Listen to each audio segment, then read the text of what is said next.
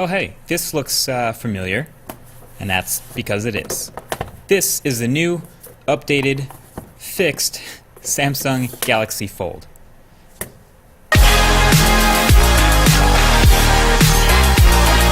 Hey, what is up guys? I'm KBHD here.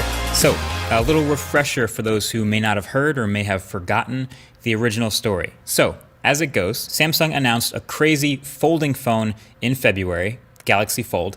Later in the year, it starts the press cycle, so I got my hands on one, I did my first impressions video, and then I got the phone in the studio, did an unboxing, the whole deal. I'll drop all the links below in case you want to go watch those. So there were a small handful of review units in the wild, and then one by one, including mine, they started breaking for various reasons. So Samsung recalled all those review units, they took mine back, everyone else gave theirs back, then they took them behind closed doors and started working on figuring out what went wrong and trying to fix it. And then of course during all this there's all the doubters and the haters, of course, like, oh, there's no way they're gonna actually try to relaunch this phone, it's doomed, it's just nothing should happen like this, it's canceled, maybe it's canceled. But all that brings us to right now.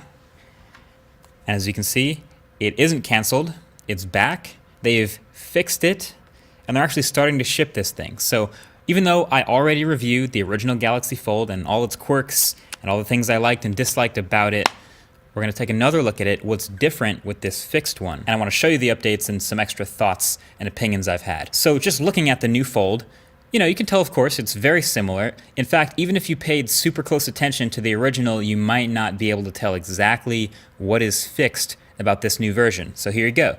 Number one, that thin layer that appeared to be a screen protector, but is actually part of the display that may have been peeled off by some people, that's now extended all the way to the edges, and it's tucked underneath the display bezel right up to the corners and the sides. So not only don't you mistake it as a screen protector and try to peel it, but you physically can't, so that's good. Then two, they've added these T-shaped caps at the top and bottom of the display right at the hinge to prevent any dust or debris from basically getting into the hinge itself. So if you look at footage of the old Galaxy Fold, it doesn't have these. And honestly, it's I guess a little surprising in hindsight that it didn't have this, or that they didn't think of this. I mean, it was kind of wild that the Fold had big gaps here basically before, and it looked crazy that you could just have stuff get into the phone. So it's good to see that these are sealed off now. Now it's not like liquid or water resistant or anything with these caps, but it's just a little bit more protected than it was before.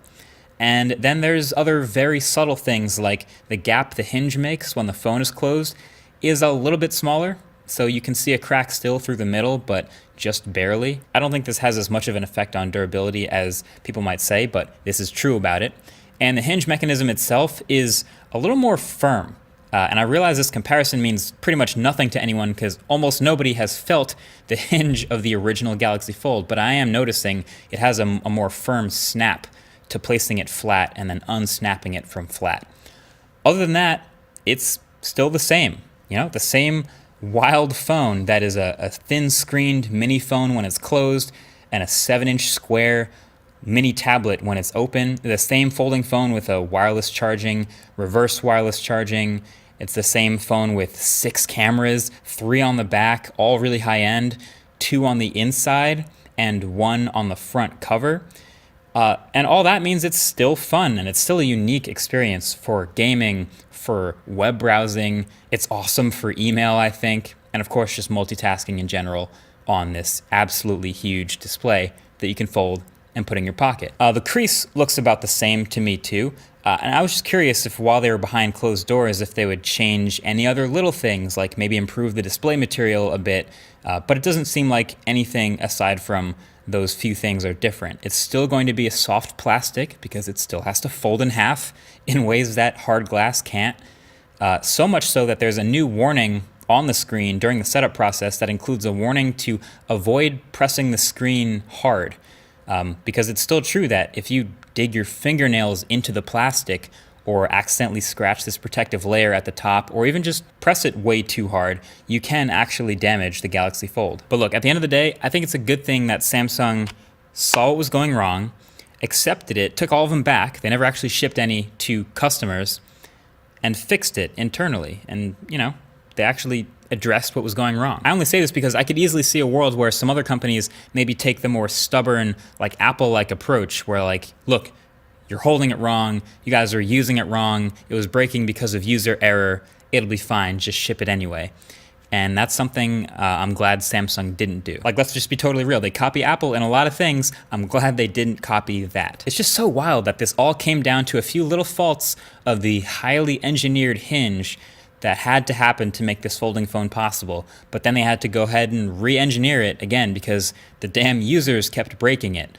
But hey, that's what it comes down to. If you keep a product completely and totally secret like this, and you never take it really out of a lab to test it with real people, then the first real people that use it are gonna do things that you may have never thought of doing in the lab, like, folding it with things other than robot hands, and putting it in lint-filled pockets, and going to beaches with sand everywhere, and just all kinds of crazy stuff like that. This new fixed Galaxy Fold is not a radically different phone. As you can tell, it's very similar. It's still a delicate phone that, honestly, I think probably people are going to still break this when they get it, or a month after they get it, or a year after they get this phone. But what it represents, I think, is Samsung taking a stance really that they believe in this whole foldable phone form factor thing in the first place. My feelings on this phone are pretty much the same, which is that I'm just really happy it exists. Even if I wouldn't use it as my daily phone necessarily, I really did enjoy using it. It has a lot of great things about it, but wouldn't use it, I don't think, on the daily. But I'm glad it exists, and I'm glad that companies actually take big risks like this still. In a world of, maybe more iterative phones, like you just saw the new iPhone. It's very similar to the last one. Big risks like this, and it's clear that this was a risk, we saw what happened, are still awesome to see. So I hope we someday get a Samsung Galaxy Fold 2, maybe next year. I have no idea what that would look like or what would be different about it. It's pretty wild just seeing this first one, but I hope we get a sequel. Either way, that's it for this quick update. Also, do you want one of these? Because I do have an extra one. Thanks to dbrand, I'm gonna do a giveaway of a Samsung Galaxy Fold on Twitter sometime in the next 48 hours or so. So go follow over there if you haven't already to get in on that. And hey, maybe you'll get lucky. Either way, again, that's been it. Thank you for watching, and I'll catch you guys later. Peace.